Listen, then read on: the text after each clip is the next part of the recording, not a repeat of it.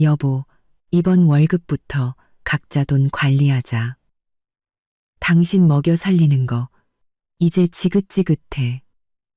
남편의 폭탄 선언에 저는 오히려 기쁘게 동의했습니다. 그리고 평소처럼 공짜 밥을 먹으러 온 시댁.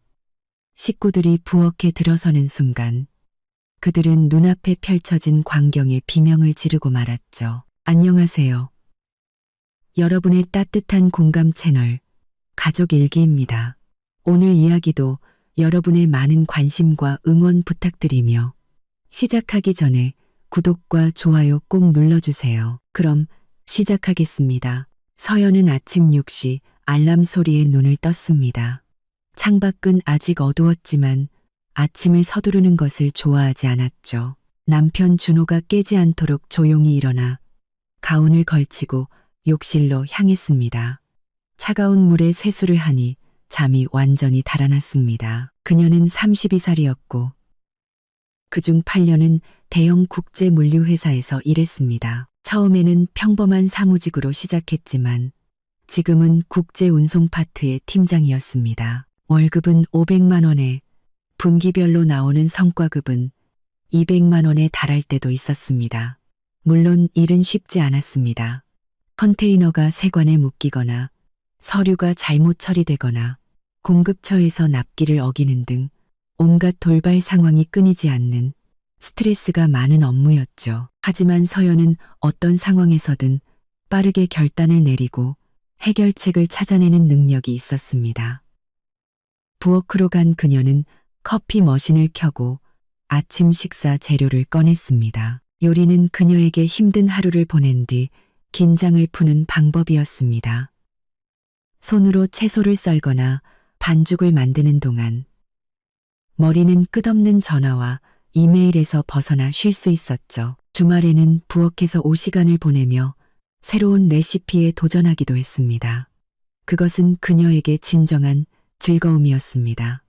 남편 준호는 7시쯤 부엌에 나타났습니다. 잠이 덜 깬 헝클어진 모습이었죠. 그는 건설 회사에서 설계 엔지니어로 일했고 월급은 300만 원이었습니다. 이 도시에서는 안정적이고 괜찮은 급여였죠. 없고 삑삑삑으로 삑삑삑. 그만 피뽀 삐꼬. 두 사람은 5년 전 결혼했고 서연은 처음부터 자신의 입장을 분명히 했습니다. 전통적인 성 역할은 원치 않는다고, 전업주부가 될 생각은 없다고 말이죠. 준호는 그때 아무런 이해 없이 동의했습니다. 오히려 그녀가 그런 주제를 꺼내는 것 자체를 신기했죠. 하지만 결혼 생활은 결국 서연이 모든 살림을 도맡아 하는 쪽으로 흘러갔습니다.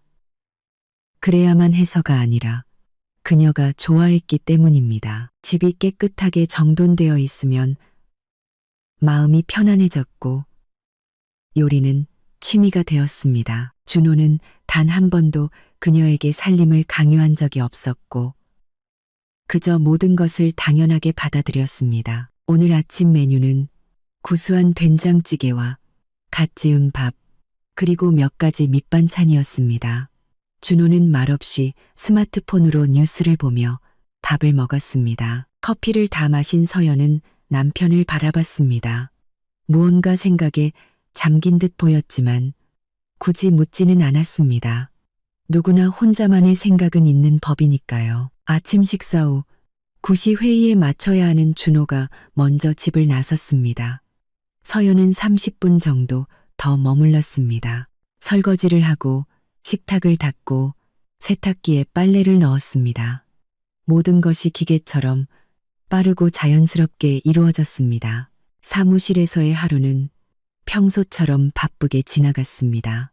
중국 공급처에서 부품 선적을 지연시키는 바람에 급하게 다른 운송 경로를 찾아야 했습니다.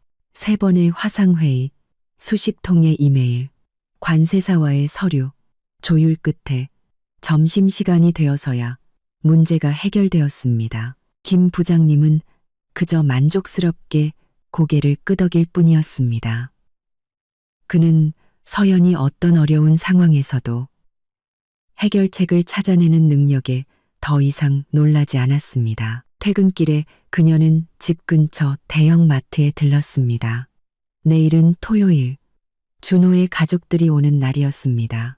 이것은 지난 3년간 굳어진 그들만의 의식이었습니다. 모든 것은 준호의 형, 준석의 셋째 아이가 태어나면서 시작되었습니다. 준석은 38살, 그의 아내 수지는 34살이었습니다. 아이들은 2년 터울로 연달아 태어났죠. 지금은 아들 둘이 각각 10살, 8살이고 막내딸이 4살이었습니다.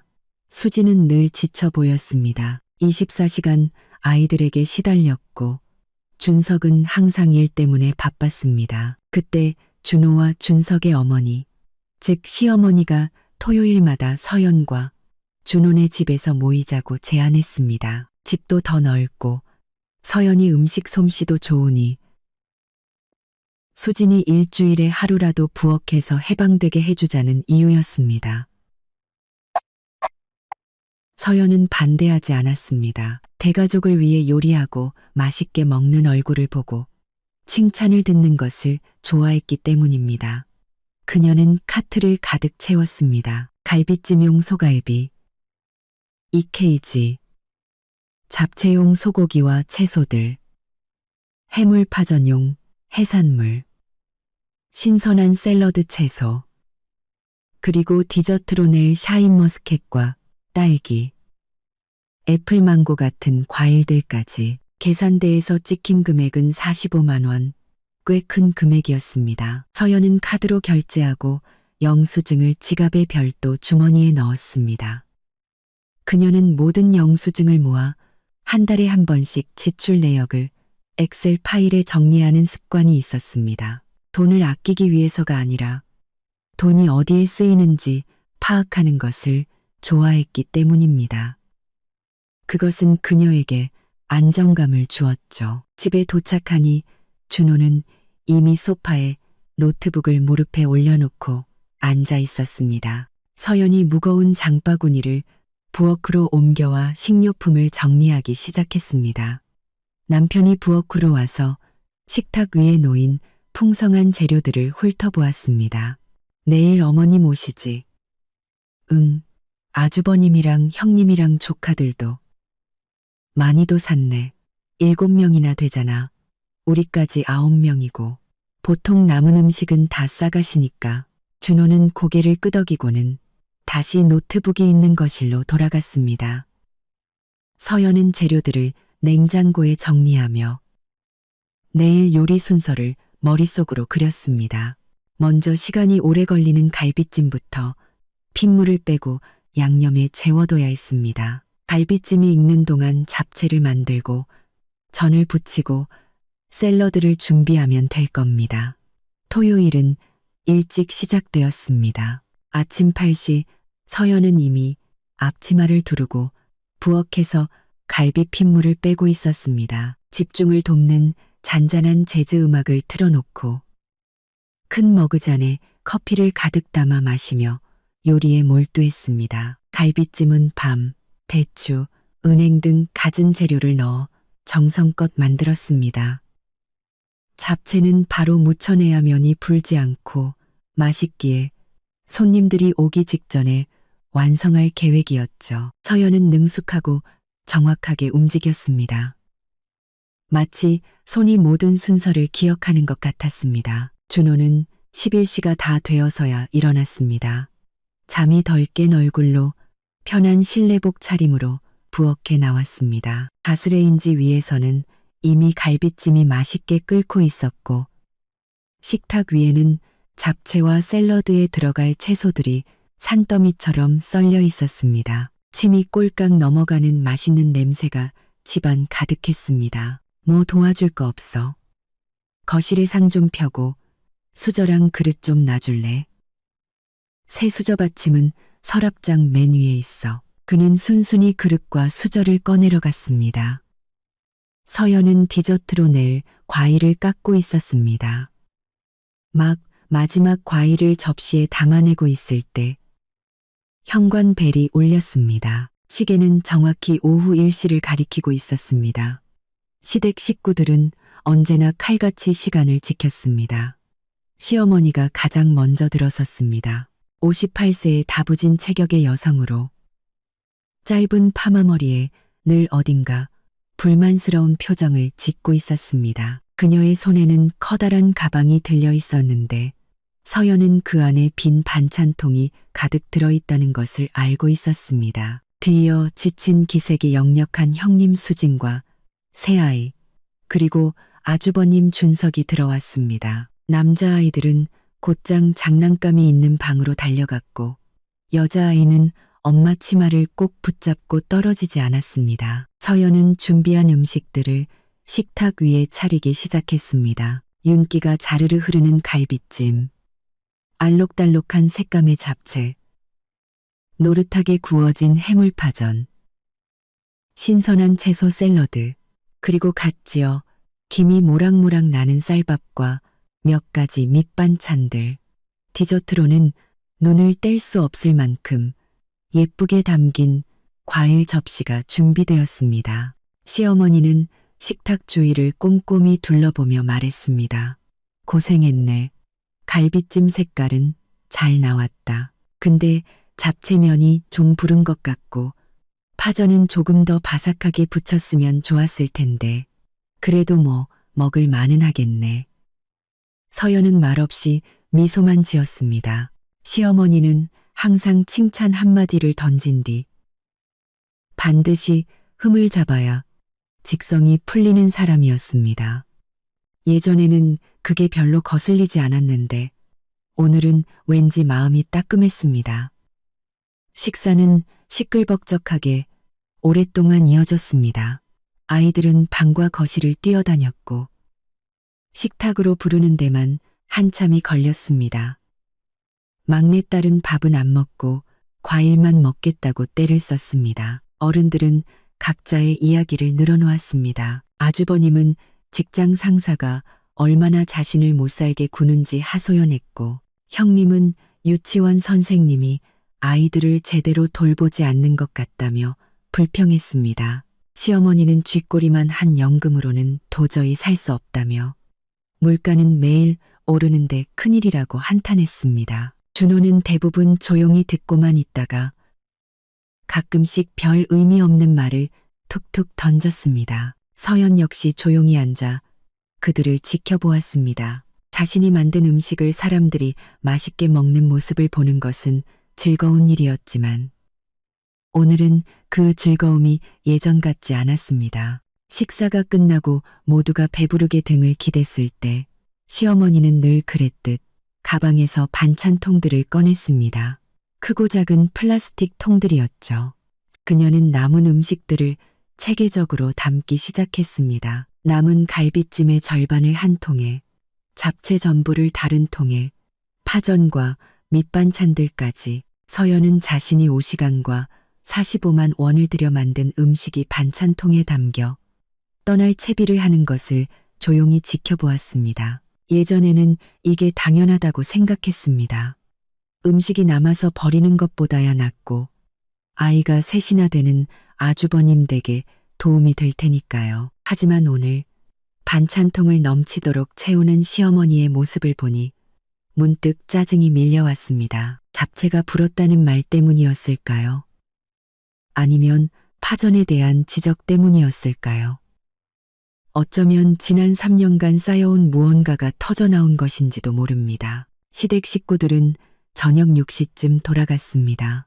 준호는 식탁을 치우고 식기세척기를 돌리는 것을 도왔습니다. 서연은 식탁을 닦고 남은 음식 재료들을 냉장고에 정리했습니다. 그들이 먹을 저녁거리 정도만 겨우 남아 있었습니다. 저녁 모든 정리가 끝나고 마침내 쉴 수 있게 되자 서연은 컴퓨터 앞에 앉아 몇 년째 꾸준히 관리해온 가계부 파일을 열었습니다. 대학 시절 돈이 부족해 푼돈 하나까지 아껴야 했던 때부터 생긴 습관이었습니다. 오늘 장본 금액 45만 원을 입력했습니다. 그러다 문득 호기심이 생겨 지난 몇 달간의 기록을 살펴보았습니다.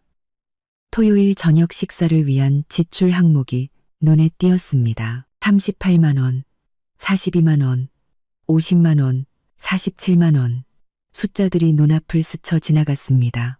서연은 계산기를 열어 더하기 시작했습니다. 지난 1년간 준호의 가족들을 위한 토요일 저녁 식사에만 들어간 돈이 무려 980만 원이었습니다. 그녀는 의자 등받이에 몸을 기댄 채 화면을 멍하니 바라보았습니다. 거의 2천만 원. 이것은 두 사람의 평소, 식비나 공과금, 생활용품, 양가 부모님 생신이나 명절 선물 비용은 제외한 순전히 시댁 식구들을 위한 식비였습니다. 서연은 이전까지 시댁 식구들에게 얼마나 많은 돈을 쓰고 있는지 구체적으로 계산해 본 적이 없었습니다. 그저 장을 보고 요리를 하고 그 과정을 즐겼을 뿐입니다. 하지만 이제 이 숫자를 눈으로 확인하자 마음속에서 무언가 달라졌습니다. 분노나 서운함은 아니었습니다. 서연은 원래 화를 잘 내지 않았습니다. 비효율적이고 에너지를 낭비하는 감정이라고 생각했죠. 하지만 무언가 균형이 깨졌다는 이상한 느낌이 들었습니다. 그녀는 돈과 시간, 노력을 쏟아붓고 있었지만 그 대가로 돌아오는 것은 파전이 덜 바삭하다는 지적이었습니다. 하지만 그것은 그저 스쳐 지나가는 생각일 뿐이었습니다. 서연은 파일을 닫고 뻐근한 등을 쭉 펴며 스트레칭을 했습니다. 그리고 일어나 자신과 준호를 위한 간단한 저녁을 준비하러 갔습니다. 남은 닭고기를 넣은 채소 볶음밥이었죠. 준호는 거실에서 축구 경기를 보고 있었습니다. 그녀는 허브차 한 잔을 들고 남편 옆에 앉았습니다. 하루는 평소처럼 지나갔습니다. 아무런 특별한 일도 일어나지 않았죠. 그 다음 주, 서연은 준호가 어딘가 생각에 잠겨 있다는 것을 눈치챘습니다. 서연은 준호가 어딘가 생각에 잠겨 있다는 것을 저녁마다 퇴근하고 돌아와 말없이 저녁을 먹고는 스마트폰을 들고 미간을 찌푸린 채 무언가를 한참 동안 읽곤 했습니다. 서연은 크게 신경 쓰지 않았습니다. 누구나 자신만의 고민과 생각은 있는 법이니까요. 수요일 저녁 식사를 하던 중 준호가 갑자기 입을 열었습니다. 있잖아, 오늘 회사 동료인 민수 씨가 재미있는 얘기를 해주더라고. 민수 씨? 누구? 새로운 동료. 한 달 전에 우리 부서로 왔는데 돌싱이래. 40살 정도 됐어. 서연은 고개를 끄덕이며 샐러드를 계속 먹었습니다. 무슨 얘기를 했는데? 자기 이혼 얘기. 재산 분할할 때 아내가 아파트 절반을 가져갔대. 마지막 5년은 일도 안 하고 집에만 있었으면서 심지어 자녀도 없는데 자기 앞으로 위자료까지 받으려고 했다더라고. 세상에. 그러게. 근데 그 사람 말이 가장 큰 문제가 공동생활비 통장을 썼던 거래. 모든 돈을 한 군데 모아두니까. 이혼할 때 법원에서 아내가 절반의 권리가 있다고 판단했다는 거야. 자기가 혼자 벌었는데도 말이지. 서연은 접시에서 눈을 들어 남편을 바라봤습니다. 근데 그 얘기를 당신한테 왜 하는 건데? 그냥 경험담 공유 차원에서. 만약 각자 돈 관리를 했다면 이혼 과정이 훨씬 간단했을 거래. 각자 자기 돈이니까 아무런 문제 없이. 그렇구나. 그 사람은 요즘 부부들은 각자 돈 관리하는 게 맞다고 생각해. 각자 자기 돈은 자기가 책임지고 어디에 얼마나 쓰는지 간섭 안 받고 통제도 없고 싸울 일도 없고. 서연은 말없이 샐러드를 다 먹고 냅킨으로 입을 닦았습니다. 준호 씨, 혹시 나한테 하고 싶은 말 있으면 동료 얘기 꺼내지 말고 그냥 솔직하게 말해줘. 아니, 그냥 혼자 생각해 본 거야. 알았어. 그녀는 일어나 자신의 접시를 들고 부엌으로 갔습니다. 그가 솔직하게 말할 준비가 되지 않았다면 억지로 캐물을 생각은 없었습니다. 서연은 짐작이나 남역함이로 대화하는 것을 싫어했습니다. 하고 싶은 말이 있으면 하면 되고 아니면 마는 거죠. 다음 날인 목요일, 준호는 또다시 생각에 잠긴 얼굴로 퇴근했습니다. 서연은 마침 저녁으로 먹을 연어 스테이크를 굽고 있었습니다. 그는 부엌 식탁에 앉아 스마트폰으로 무언가를 찌푸리며 읽었습니다. 서연이 옆을 지나가다 흘끗 보니 결혼 생활에서의 경제적 독립이라는 제목의 기사였습니다. 그녀는 아무 말 없이 요리를 계속했습니다. 저녁 식사 후 준호는 거실로 갔고 그녀는 설거지를 했습니다. 창밖으로 소파에 앉아 노트북으로 무언가를 검색하는 그의 모습이 보였습니다. 서연은 남편이 무언가를 향해 나아가고 있다는 것을 직감했습니다. 어떤 생각이 그의 머릿속에서 자라나고 있었고 곧 그것을 입 밖으로 꺼낼 것이었습니다. 하지만 그녀는 서두르지 않았습니다. 그가 스스로 결론에 도달하고 말할 때까지 기다릴 생각이었습니다. 금요일은 조용히 지나갔습니다. 서연은 서울 본사에 보낼 월간 보고서를 마감하느라 늦게까지 야근을 했습니다.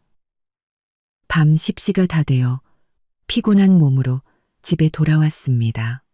준호는 남은 음식을 데워주었습니다. 두 사람은 TV 앞에서 말없이 저녁을 먹고 일찍 잠자리에 들었습니다. 토요일 아침은 또다시 시댁 식구들을 맞이할 준비로 시작되었습니다. 서연은 8시에 일어나 커피를 마시고 신선한 생선을 사러 시장에 갔습니다. 오늘은 송어 구이를 해보기로 했습니다. 크림 소스와 케이퍼를 곁들인 새로운 레시피를 예전부터 시도해보고 싶었습니다. 시장을 돌며 가장 신선한 생선을 골랐습니다. 송어는 비쌌습니다. 이 케이지에 7만 원이나 했습니다. 그 외에도 채소, 허브, 치즈, 크림 등을 사니 35만 원이 훌쩍 넘었습니다. 집에 돌아와 부엌에서 마법을 부리기 시작했습니다. 송어의 비늘을 벗기고 내장을 제거한 뒤 레몬 슬라이스와 딜가지로 속을 채웠습니다. 크림, 화이트 와인, 케이퍼, 마늘로 소스를 만들고 생선을 오븐에 넣어 소스를 뿌려가며 구웠습니다. 그 외에도 감자와 버섯을 곁들인 고기, 그라탱, 세 종류의 샐러드, 그리고 신선한 레몬과 민트로 직접 만든 레모네이드를 준비했습니다. 오후 1시 식탁은 완벽하게 차려졌습니다. 시댁 식구들은 시간에 맞춰 도착했습니다. 시어머니는 부엌으로 직행해 킁킁 냄새를 맡았습니다. 생선 냄새가 나네. 송어 구웠니? 비쌌을 텐데. 서연은 대답 없이 샐러드를 예쁜 그릇에 옮겨 담았습니다. 시어머니는 잠시 서 있다가 거실로 갔습니다. 식사는 평소처럼 시작되었습니다. 모두가 생선 요리를 칭찬했습니다. 송어는 정말 부드럽고 촉촉하며 섬세한 크림 맛이 일품이었습니다. 아이들도 맛있게 먹었습니다. 형님은 레시피를 물어보기도 했습니다. 아주버님은 말없이 먹었지만 만족한 표정이었습니다. 물론 시어머니는 소스가 좀 더 진했으면 좋았을 거고 레모네이드에 민트를 너무 많이 넣었다고 한마디 하는 것을 잊지 않았습니다. 하지만 그것은 이미 하나의 전통이 되어버렸죠. 시어머니는 쓴소리 한 스푼을 더하지 않고는 못 배기는 사람이었습니다. 서연은 그 말을 들으며 오늘 식사에 거의 35만 원과 5시간을 썼다는 사실을 떠올렸습니다. 그리고 그 대가로 돌아온 것은 소스의 농도에 대한 지적이었습니다. 모두가 디저트까지 다 먹었을 때 시어머니는 가방에서 반찬통을 꺼내려다 말고 갑자기 서연을 향해 돌아섰습니다. 예, 서연아. 너 요즘 부부들은 각자 돈 관리하는 경우가 많다는 거 아니? 마침 빈 접시를 치우던 서연은 그 자리에 멈춰서서 시어머니를 똑바로 쳐다봤습니다. 각자 돈 관리요? 그래. 각자 자기 돈은 자기가 알아서 쓰는 거. 생각보다 아주 편하다더라. 누구한테 편하다는 말씀이세요? 둘 다한테 편하지. 생각해봐. 부부가 돈을 합쳐서 쓰면 꼭 싸움이 나게 돼 있어. 한 사람은 많이 쓰고 다른 사람은 적게 쓰고 그러다 보면 불만이 쌓이는데 각자 관리하면 자기가 번 돈 자기가 책임지니까 싸울 일이 없지. 서연은 천천히 접시 더미를 식탁에 내려놓았습니다. 어디서 그런 글을 읽으셨나 봐요. 인터넷에서 봤지. 요즘 결혼 생활에서 경제적 독립이 얼마나 중요한지에 대한 글이 많아. 내가 하나 우리 준호한테 보내줬는데 읽어봤다더라. 그치, 아들? 식탁 다른 쪽 끝에 앉아있던 준호는 얼굴이 빨개지며 고개를 끄덕였습니다. 서연은 말없이 미소 지었습니다. 마음속이 차갑고 명료해졌습니다. 그녀는 순식간에 모든 상황을 파악했습니다. 시어머니가 준호에게 아이디어를 던져주었고 그는 이혼한 동료와 상담하고 관련 기사를 읽으며 그 생각을 키워왔던 것입니다. 그리고 지금 시어머니는 상황을 진전시키기 위해 모두 앞에서 이 주제를 꺼낸 것이었습니다. 그렇군요. 서연이 겨우 한마디 했습니다. 시어머니는 며느리가 반대하지 않는 것에 용기를 얻어 말을 이었습니다. 내가 아주 똑똑한 글을 하나 읽었는데 거기서는 공동생활비 통장은 구시대의 유물이라고 하더구나. 옛날에는 여자들이 일을 안 하고 집에만 있으니 돈을 한데 모았었지만 요즘은 다들 맞벌이 하잖아. 그러니 각자 경제적으로 독립해야지. 이게 바로 요즘 시대에 맞는 방식이라는 거야. 알겠니? 네. 아주 현대적인 방식이네요. 서연이 동의했습니다. 시어머니는 더 큰 호응을 기대했지만 멈추지 않았습니다. 너도 일하고 돈 벌잖아. 서연아. 그러니 준호랑 너희도 한번 해봐. 각자 자기 돈은 자기가 알아서 쓰고 누구한테 보고할 필요도 없고 얼마나 자유롭니? 서연은 고개를 끄덕이고는 접시를 들고 부엌으로 갔습니다. 등 뒤로 시어머니가 만족스러운 표정으로 반찬통에 음식을 담기 시작하는 소리가 들렸습니다. 남은 송어 구이 절반, 그라탱 전부, 샐러드 2종류, 그리고 레모네이드까지 아주버님 댁의 일주일치 식량을 위한 표준 구성이었습니다. 시댁 식구들은 저녁 늦게 돌아갔습니다. 준호는 말없이 식탁을 치웠고 서연은 말없이 식기세척기를 채웠습니다. 두 사람은 대화하지 않았습니다. 각자 자신의 생각에 잠겨 있었죠.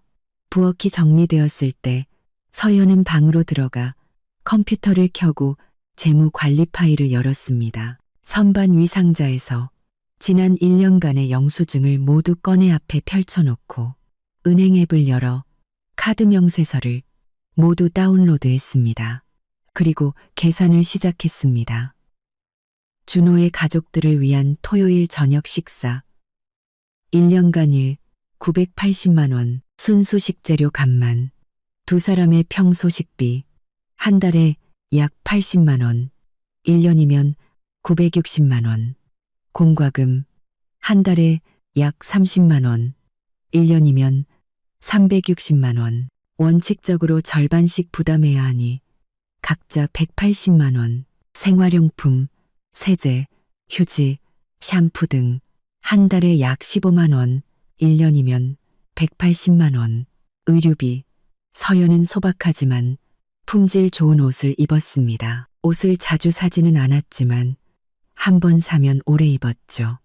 1년에 약 300만 원 정도를 썼습니다.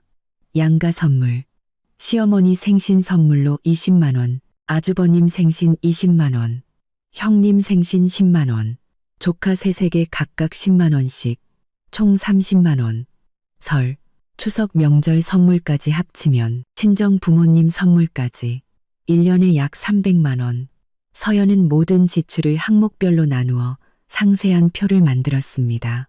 그리고 최종 결과를 보았습니다. 그녀의 월급 500만 원 중 공동생활비로 거의 전부가 나가고 있었습니다. 남는 돈은 50만 원 남짓으로 친구와 카페에 가거나 화장품을 사거나 자신을 위한 소소한 것들에 썼습니다. 준호는 자신의 월급 300만 원 중 생활비 통장에 약 150만 원 정도만 넣었습니다. 공과금 절반, 그리고 서연이 부탁할 때 가끔 식료품비로 50만 원 정도 주는 게 전부였습니다. 아주 가끔 새 전자레인지나 청소기 같은 큰 가전제품을 사주기도 했지만 그건 1년에 한두 번뿐이었습니다.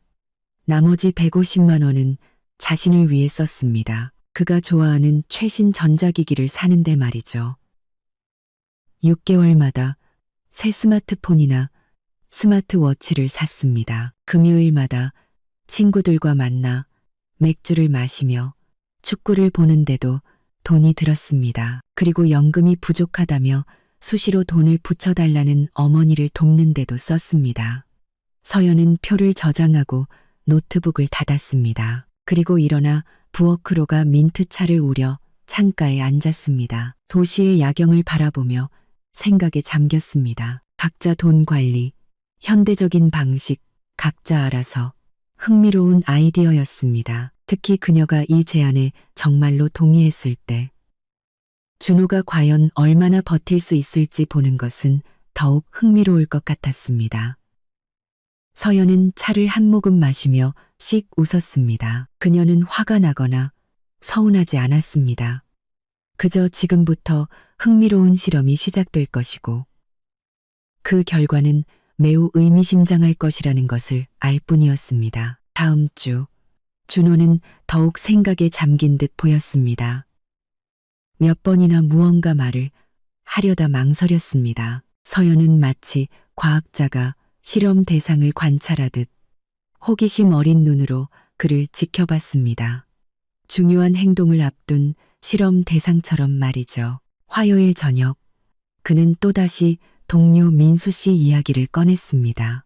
민수 씨가 오늘 부부의 경제적 독립에 대한 기사를 보여줬는데 거기에 아주 설득력 있게 쓰여 있더라고. 부부가 돈을 합쳐서 쓰면 한쪽이 이용당하고 있다는 느낌을 받기 쉽대. 한 사람은 벌어서 가족을 위해 쓰는데 다른 한 사람은 그냥 그걸 쓰기만 한다는 거지. 서연은 샐러드에 넣을 토마토를 썰며 도마에서 눈을 떼지 않았습니다. 우리 사이에 그런 감정이 있었어? 아니, 없었지. 하지만 이론적으로는 생길 수도 있잖아. 이론적으로는 많은 일이 일어날 수 있지. 현실적으로 뭐가 문제인데? 준호는 입을 다물었습니다. 서연은 그가 말을 이어가고 싶어 하지만 어떻게 해야 할지 모른다는 것을 알았습니다. 그녀는 그를 돕지 않았습니다. 스스로 자신의 생각을 정리하게 내버려 두었습니다. 수요일, 그는 평소보다 일찍 퇴근했습니다. 서연은 아직 회사였습니다. 공급처와 회의가 길어졌기 때문이죠. 그녀가 저녁 8시쯤 집에 도착했을 때 준호는 소파에 노트북을 켜놓고 앉아 명백히 무언가를 기다리고 있었습니다. 서연은 마늘과 함께 볶은 새우와 밥으로 간단한 저녁을 준비했습니다. 두 사람은 말없이 식사를 마쳤습니다. 그리고 그녀는 샤워를 하러 갔습니다. 샤워를 마치고 나왔을 때 준호는 여전히 소파에 앉아 있었습니다. 노트북은 없었지만 쿠션을 손으로 주무르고 있었죠. 서연아, 우리 얘기 좀 해야 할 것 같아. 그녀는 가운을 여미고 맞은편 의자에 앉았습니다. 샤워 후 젖은 머리카락을 한 채로 차분하게 남편을 바라보며 기다렸습니다. 있잖아, 내가 최근에 우리 생활에 대해 그리고 돈 문제에 대해 많이 생각해 봤어. 서연은 침묵을 지켰습니다. 그리고 우리 예산 관리 방식에 변화를 줘야 할 것 같다는 생각이 들었어. 어떤 변화? 준호는 마른 침을 삼키고 미간을 문질렀습니다. 서연은 그가 긴장했을 때 나오는 버릇이라는 것을 알았습니다. 내 생각엔 우리 각자 돈 관리를 시작해야 할 것 같아. 그게 더 현대적이고 올바른 방식이야. 각자 자기 돈은 자기가 책임지고 자기가 쓰는 거지. 그렇게 하면 많은 갈등을 미연에 방지할 수 있을 거야. 우리 사이에 돈 문제로 갈등이 있었어? 아니, 없었지. 하지만 앞으로 생길 수도 있잖아.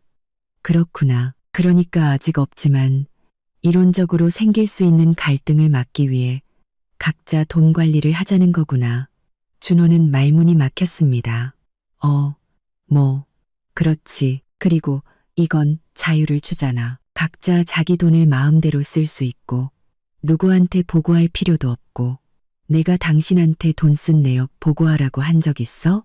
아니, 그럼 왜 그런 자유가 필요한 건데? 준호는 잠시 침묵하더니 마치 마음이 바뀔까 두려운 사람처럼 빠르게 말을 쏟아냈습니다. 여보, 이번 월급부터 각자 돈 관리하자. 당신 먹여 살리는 거 이제 지긋지긋해. 정적이 흘렀습니다. 서연은 표정 하나 바꾸지 않고 남편을 바라봤습니다. 마음속에는 서운함도 분노도 놀라움도 없었습니다. 오직 차가운 이해심만이 존재했습니다. 올 것이 왔구나. 준호는 몇 주간 고민하던 말을 마침내 뱉어냈습니다. 그녀는 천천히 미소 지었습니다. 준호는 폭풍을 예상하며 긴장했습니다. 좋은 생각이야. 서연이 차분하게 말했습니다. 뭐라고? 정말 좋은 생각이라고. 나 당신 제안에 전적으로 찬성이야. 준호는 어안이 벙벙했습니다. 그의 눈이 동그래졌습니다.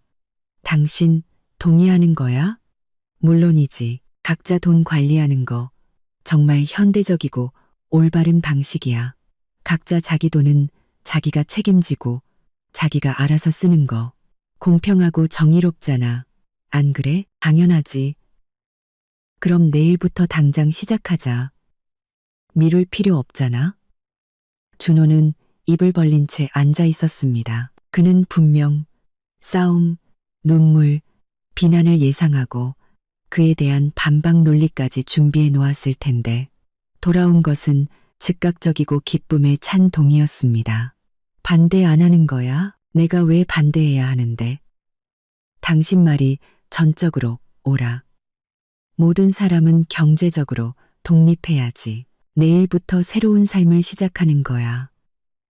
당신이 이런 제안을 해줘서 정말 기뻐. 서연은 일어나 그에게 다가가 뺨에 입을 맞췄습니다. 잘 자, 여보. 나 내일 일찍 일어나야 해서. 그녀는 준호를 완전한 혼란 속에 남겨두고 침실로 들어갔습니다. 그는 기뻐해야 할지 경계해야 할지 알 수 없었습니다. 이런 반응은 전혀 예상하지 못했기 때문입니다. 서연은 침대에 누워 눈을 감았습니다. 마음속은 차갑고 평온했습니다. 준호는 각자 돈 관리를 원했다. 그는 그것을 온전히 모든 결과를 포함하여 얻게 될 것이다. 내일부터 새로운 삶이 시작될 것이고 그 삶은 매우 흥미로울 것이다. 서연은 화내지 않았습니다. 그녀는 참고 우는 유형의 여자가 아니었습니다. 그녀는 행동하는 사람이었습니다. 차갑고 계산적이며 효율적으로. 그리고 준호는 곧 자신이 원했던 것을 마지막 한 글자까지 정확하게 얻게 되었다는 것을 깨닫게 될 것이었습니다. 목요일은 평소와 다르게 시작되었습니다. 서연은 평소처럼 아침 6시에 일어났습니다. 조용히 일어나 욕실에서 샤워를 하고 침실로 돌아와 정장을 차려입고 머리를 단정하게 손질했습니다. 준호는 여전히 침대에서 잠들어 있었습니다. 부엌에서 그녀는 커피 머신을 켜고 냉장고에서 재료를 꺼냈습니다. 하지만 평소처럼 2인분의 아침 식사 재료가 아니었습니다. 오늘은 오직 자신만을 위해 요리했습니다. 달걀 3개를 그릇에 깨뜨려 우유와 소금을 넣고 저어 달궈진 팬에 부었습니다. 오믈렛이 익는 동안 아보카도를 얇게 썰어 통밀빵 토스트 위에 올렸습니다. 그 위에 어젯밤 퇴근길에 일부러 사온 훈제 연어를 얹었습니다. 자몽 반쪽으로 주스를 짜고 접시와 커피, 태블릿 PC를 들고 식탁에 앉았습니다. 업무 메일을 확인하고 급한 메일 몇 통의 답장을 했습니다. 한 입 한 입 음미하며 천천히 식사했습니다. 아보카도는 완벽하게 익었고 연어는 입안에서 녹아내렸습니다. 준호는 7시쯤 부엌으로 내려와 문턱에 멈춰 섰습니다. 식탁 위에는 오직 하나의 접시와 하나의 컵만 놓여 있었습니다. 좋은 아침. 응, 좋은 아침. 서연은 화면에서 눈을 떼지 않고 대답했습니다. 준호는 식탁으로 다가와 맞은편에 앉았습니다. 그는 그녀의 아침 식사를 쳐다보다가 자기 앞에 텅 빈 식탁을 보았습니다. 내 건? 서연은 고개를 들어 그를 차분하게 바라봤습니다. 당신 건 당신이 직접 해먹어야지. 각자 돈 관리, 기억나? 식사도 각자. 진심이야. 물론이지. 어제 당신이 직접 제안했잖아. 각자 알아서 책임지기로. 나는 내 돈으로 나를 위해 요리하고 당신은 당신 돈으로 당신을 위해 요리하는 거야. 논리적이잖아. 준호는 입을 열었다 닫았다 하더니 일어나 냉장고로 다가가 문을 활짝 열었습니다. 선반 위에는 각종 용기와 식재료들이 있었고 모든 것에는 서영거라고 쓴 분홍색 포스트잇이 붙어 있었습니다. 너 전부 다 표시해 둔 거야? 당연하지. 이건 내 돈으로 산 내 식재료니까. 각자 돈 관리를 하려면 보관도 각자 해야지. 당신 식재료는 당신이 직접 사. 언제? 원할 때. 지금이라도 사오든가. 아니면 퇴근하고 사든가.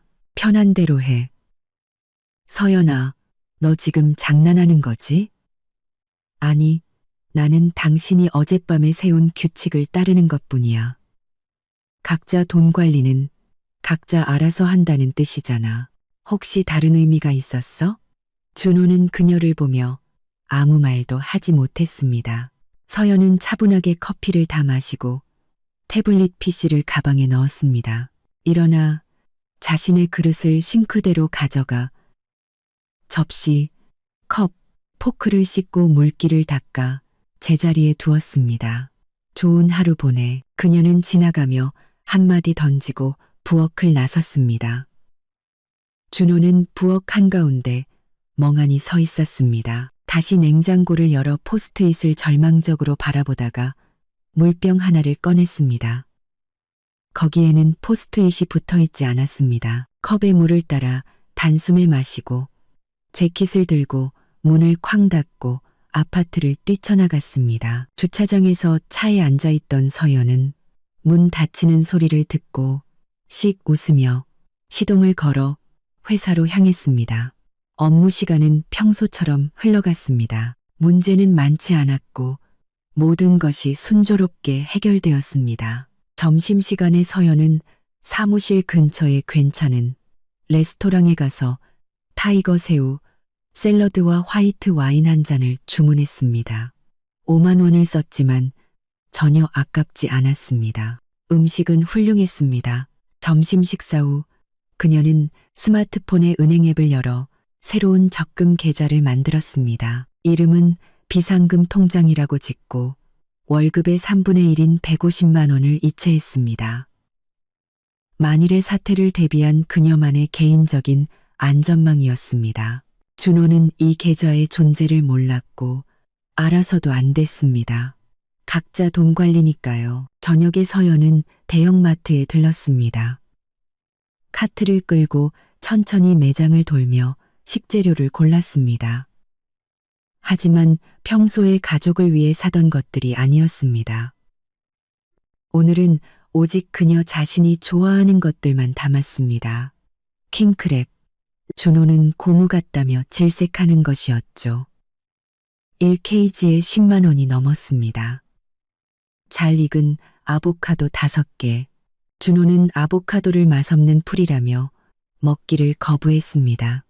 블루치즈 비싼 프랑스산으로 사, 100개에 3만 원. 준호는 냄새만 맡아도 얼굴을 찌푸렸습니다. 신선하고 예쁜 도미, 필레, 1kg에 4만 원. 그린 아스파라거스 한 묶음, 신선한 라즈베리와 블루베리 한 팩씩, 벨기에산 고급 초콜릿 3종류, 좋은 화이트 와인 한 병, 그녀가 가장 좋아하는 품종의 커피 캡슐, 비싼 냉압착 올리브 오일, 파르메산 치즈 덩어리, 그 외에도 신선한 채소, 허브, 과일, 고급 요거트, 유리병에 든 미네랄 워터까지. 계산대에서 찍힌 금액은 28만 원. 꽤 큰 금액이었습니다. 서연은 망설임 없이 결제했습니다. 이건 그녀의 돈이고 그녀 자신을 위해 쓰는 것이었습니다. 약속한 대로 말이죠. 집에 도착하니 준호는 이미 와 있었습니다. 어두운 얼굴로 소파에 앉아 스마트폰을 보고 있었죠. 서연은 무거운 쇼핑백을 들고 그를 지나쳐 부엌으로 갔습니다. 그는 도와주러 일어나지도 않았습니다. 그녀는 장본 것들을 정리하기 시작했습니다. 킹크랩과 생선은 냉동실 윗칸에 넣었습니다. 봉투에 서연 거라고 쓴 스티커를 붙였습니다. 아보카도, 치즈, 채소, 베리류는 냉장고에 별도 칸에 넣고 역시 스티커로 표시했습니다. 초콜릿, 커피, 캡슐, 비싼 올리브 오일은 그녀는 오는 길에 철물점에서 산 작은 선반장을 꺼냈습니다. 부엌에서 직접 조립해 구석에 세우고 냉장 보관이 필요 없는 식재료들을 그 안에 넣었습니다. 그리고 문을 작은 자물쇠로 잠그고 열쇠는 얇은 목걸이에 걸어 목에 걸었습니다. 마침 준호가 부엌으로 들어와 자물쇠가 달린 찬장을 보고는 멍하니 쳐다봤습니다. 이건 또 뭐야? 내 식료품 보관함. 실수로 다른 사람이 먹지 않도록 자물쇠까지 잠갔어? 진심으로? 각자 돈 관리는 명확한 구분이 필요해. 오해가 생기는 걸 원치 않아. 서연아, 너 제정신이야. 응, 지극히. 저녁 먹을 건 사왔어? 준호는 침묵했습니다. 그는 퇴근길에 마트에 들렀지만 뭘 사야 할지 몰라 한참을 서성이다. 결국 가장 간단한 것들만 사왔습니다. 냉동 만두, 한 봉지, 식빵, 버터, 값싼 소시지, 마요네즈, 약 가만원 정도를 썼습니다. 그 모든 것이 지금 냉장고 맨 아래 칸에 초라하게 놓여 있었습니다. 서연은 냉동실에서 킹크랩 다리를 꺼내 해동시켰습니다. 해동되는 동안 아보카도, 방울토마토, 샐러드 채소를 썰었습니다. 킹크랩 다리는 쪄서 버터와 마늘 소스를 곁들였습니다. 샐러드 위에 킹크랩 살을 올리고 아보카도와 토마토를 얹었습니다. 올리브 오일, 레몬즙, 겨자로 만든 소스를 뿌리고 파르메산 치즈를 갈아 올렸습니다. 화이트 와인 한 잔을 따르고 샐러드를 쟁반에 담아 헤드폰으로 음악을 들으며 식탁에 앉아 저녁을 먹기 시작했습니다. 한 입 한 입 맛을 음미하면서요. 준호는 가스레인지 앞에서 만두를 쪘습니다. 찜기에 만두를 넣고 뚜껑을 닫고 멍하니 서서 김이 오르는 찜기를 바라봤습니다. 10분 뒤 뚜껑을 열자 만두는 흐물흐물해져 서로 들러붙어 있었습니다. 너무 오래 찐 것이었죠. 그는 그 떡 같은 것을 접시에 담아 마요네즈를 뿌리고 포크를 들었습니다. 거실 TV 앞에 앉아 고무 같은 반죽 덩어리를 억지로 씹으며 말없이 먹었습니다. 서연은 샐러드를 다 먹고 자신의 그릇을 씻었습니다. 그의 더러운 찜기, 접시는 싱크대에 그대로 두었습니다. 책을 들고 거실로 가 안락 의자에 자리 잡았습니다. 준호는 그녀를 쳐다보고 자신의 빈 접시를 쳐다보고 싱크대에 있는 더러운 식기들을 쳐다봤습니다. 일어나 설거지를 하러 갔습니다. 자신의 빈 접시를 하러 갔습니다. 자신의 빈 접시를 하러 갔습니다. 준호는 그녀를 쳐다보고 자신의 빈 접시를 쳐다보고 15분 동안 덜그럭거리며 작은 소리로 욕을 했습니다. 돌아와 소파에 몸을 던지고 스마트폰에 코를 박았습니다. 그들은 늦게 잠자리에 들었습니다. 각자 침대의 자기 쪽에서 서로 등을 돌린 채 금요일도 같은 시나리오로 시작되었습니다. 서연은 자신을 위해 베리와 견과류를 얹은 오트밀, 신선한 주스, 커피로 아침 식사를 준비했습니다. 준호는 부엌으로 나와 그녀의 접시를 보고 냉장고를 들여다봤습니다. 그의 식재료인 식빵, 버터, 소시지가 아래 칸에 놓여 있었습니다. 그는 빵에 버터를 바르고 소시지를 얹어 마른 샌드위치를 물과 함께 씹어 삼켰습니다. 서연은 식사를 마치고 자신의 그릇을 씻은 뒤 출근했습니다. 준호는 그녀의 빈 의자를 바라보며 남은 물을 마셨습니다. 그날 회사에서 서연은 연말 업무 평가가 있었습니다. 김 부장님이 그녀를 사무실로 불렀습니다. 30분 동안 성과에 대해 논의했고 결과는 훌륭했습니다. 서연은 최고 등급과 함께 200만 원의 특별 보너스를 받았습니다. 그녀는 만족스러운 얼굴로 사무실을 나왔습니다. 200만 원이면 꽤 큰 돈입니다. 새로 만든 비상금 통장으로 이체해야겠다고 생각했습니다. 점심에는 동료 미영 씨와 레스토랑에 갔습니다. 그녀는 채소구이를 곁들인 등심 스테이크를, 미영 씨는 해산물 파스타를 주문했습니다. 두 사람은 일 얘기, 주말 계획에 대해 이야기하며 식사했습니다. 집안일은 잘 돼가? 미영 씨가 물었습니다. 흥미진진해. 서연이 씩 웃었습니다. 무슨 뜻이야? 준호 씨가 각자 돈 관리하자고 제안했어. 그래서 동의했지. 미영 씨는 파스타를 먹다 사례가 들려 기침을 했습니다. 뭐? 각자 돈 관리. 응. 어제부터 각자 알아서 하기로 했어. 그래서 어때? 아주 좋아. 나는 나를 위해서만 요리하고 내 것만 사. 그 사람도 마찬가지고 얼마나 버틸지 궁금하네. 미영 씨가 웃음을 터뜨렸습니다. 너 진짜 독하다. 마음에 드는데 며칠이나 됐어. 이틀째. 어제는 불어터진 만두 먹고 오늘 아침에는 값싼 소시지로 만든 마른 샌드위치 먹더라. 너는? 나는 킹크랩, 아보카도, 연어, 비싼 치즈. 예전에는 그 사람이 안 먹는다고 안 샀던 것들 다 먹고 있어. 잘했어. 한번 당해봐야 정신 차리지. 두 사람은 식사를 마치고 커피를 한 잔씩 마셨습니다. 서연은 자기 몫으로 7만 원을 계산했습니다. 괜찮았습니다. 예전에는 돈을 아끼느라 이렇게 비싼 레스토랑에 거의 오지 못했습니다. 이제는 아낄 필요가 없었습니다. 모든 돈이 오직 그녀 자신에게만 쓰이니까요. 저녁에 그녀는 다시 마트에 들러 신선한 굴을 샀습니다. 항상 집에서 직접 요리해보고 싶었습니다. 비싼 프랑스 바게트, 까망베르 치즈, 무화과, 꿀도 샀습니다. 12만 원을 썼습니다. 집에 도착하니 준호는 배고프고 화난 얼굴로 소파에 앉아 있었습니다. 그는 구내식당에서 제육볶음으로 점심을 해결했습니다. 맛도 없고 기름지고 속이 더부룩했습니다. 서연은 쇼핑백을 들고 부엌으로 갔습니다. 준호는 그녀를 쳐다봤지만 움직이지 않았습니다. 그녀는 자신을 위한 저녁을 준비하기 시작했습니다. 굴은 새로 산 전용 칼로 껍데기를 열었습니다. 얼음을 채운 접시에 올리고 레몬즙을 뿌렸습니다. 바게트는 얇게 썰어 오븐에 살짝 구웠습니다.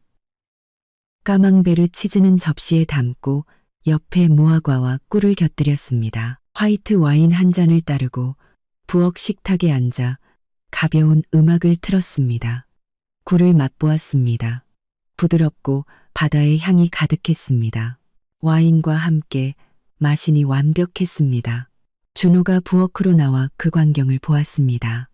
얼음 위에 굴, 치즈, 와인잔, 그리고 자신은 배가 고픈 채로 서 있었습니다. 냉장고에는 이미 질려버린 식빵과 소시지뿐이었습니다. 서연아, 그녀가 접시에서 눈을 들었습니다. 이제 그만하면 안 될까? 뭘 그만해? 이거. 이 각자 돈 관리 말이야. 그냥 예전처럼 돌아가자. 준호 씨, 이제 겨우 이틀 지났어. 당신이 직접 제안했잖아. 현대적이고 올바른 방식이라고. 네가 이렇게까지 문자 그대로 받아들일 줄은 몰랐어. 그럼 어떻게 받아들여야 했는데? 당신이 각자 돈 관리하자고 했고 나는 동의했어. 이제 우린 각자 돈 관리를 하는 거야. 각자 알아서. 혹시 내가 잘못 이해한 거야? 내가 생각했던 건 이런 게 아니었어. 그럼 당신이 생각했던 건 뭔데? 준호는 입을 열었다가 닫았습니다. 할 말을 찾지 못하고 돌아서서 부엌을 나갔습니다. 그렁 부럭을 그리타는 포로포로 떠 서연은 와인을 다 마시고 굴을 다 먹었습니다. 자신의 그릇을 씻고 거실로 가 드라마를 켰습니다. 준호는 소파에 어둡고 배고픈 얼굴로 앉아 있었습니다. 그러다 일어나 부엌으로 갔습니다. 그녀는 그가 무언가를 볶는 소리를 들었습니다. 타는 냄새가 났습니다. 부엌으로 타는 냄새가 났습니다. 그녀는 그가 무언가를 볶는 소리를 들었습니다. 20분 뒤 그는 숫덩이처럼 보이는 달걀 프라이 접시를 들고 돌아왔습니다. 얼굴을 찌푸리며 먹기 시작했습니다. 토요일, 평소 같으면 서연이 일찍 일어나 시댁 식구들이 올 준비를 시작할 날이었습니다.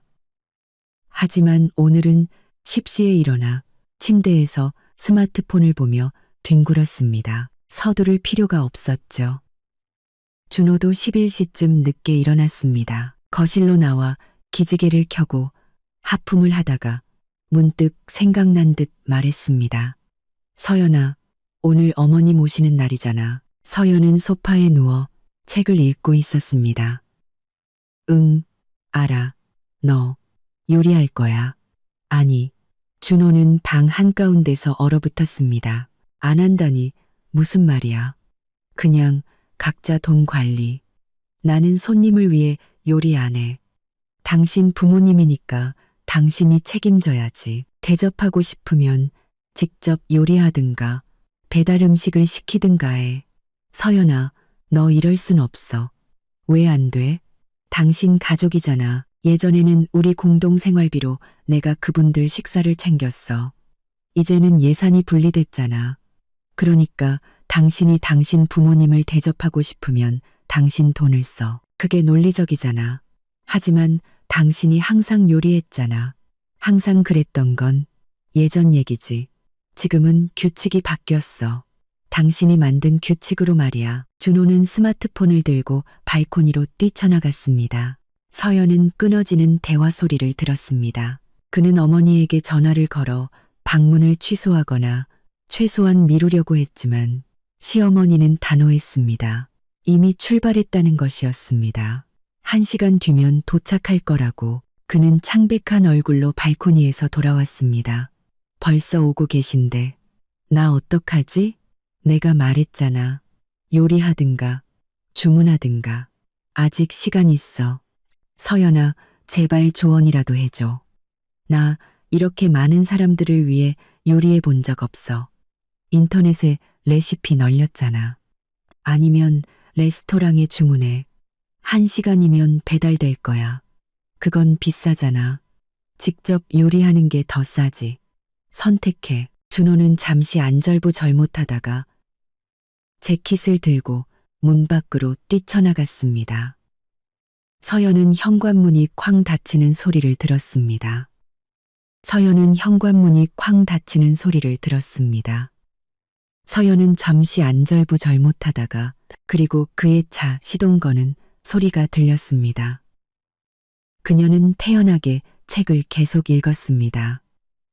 40분 뒤 준호는 거대한 쇼핑백들을 들고 돌아왔습니다. 부엌으로 달려가 허둥지둥 내용물을 식탁 위에 꺼내 놓았습니다. 슈퍼마켓에서 산 플라스틱 용기에 담긴 즉석 샐러드, 냉동 피자 3판, 냉동 치킨 윙, 냉동 감자튀김, 포장된 초밥, 조각 케이크.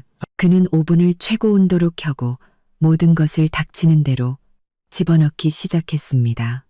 피자는 한 판에, 치킨 윙은 다른 판에, 감자튀김은 3번째 판에, 모든 것을 동시에. 서연은 물을 마시러 부엌에 갔다가 그 소동을 보고 씩 웃으며 나왔습니다.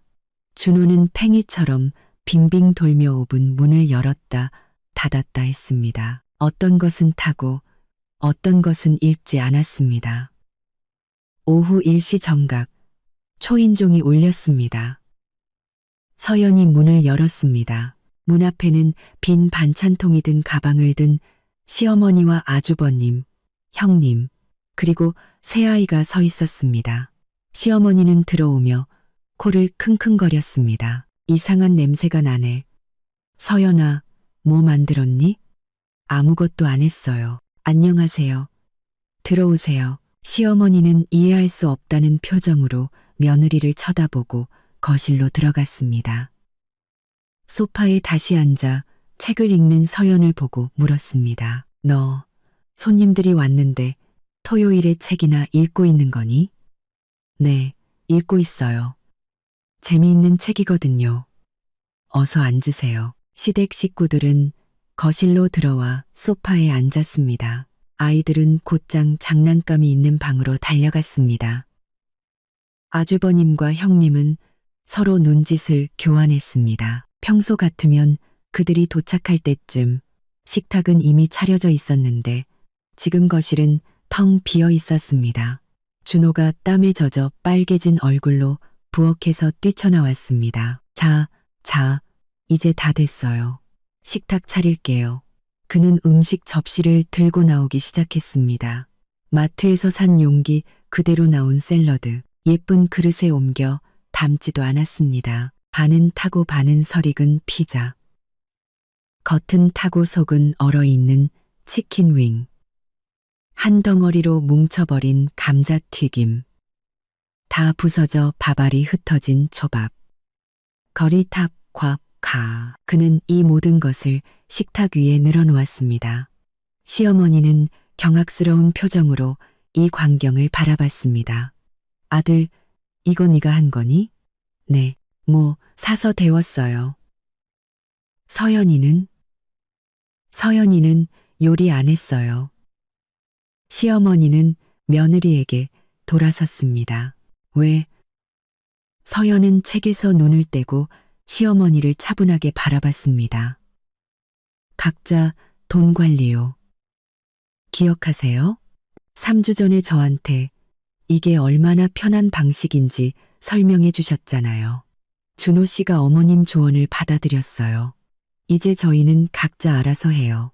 저는 제 돈으로 저를 위해 요리하고 준호 씨가 손님을 대접하고 싶으면 자기 돈으로 요리하는 거죠. 하지만 우린 가족이잖니. 어머님은 준호 씨 가족이죠.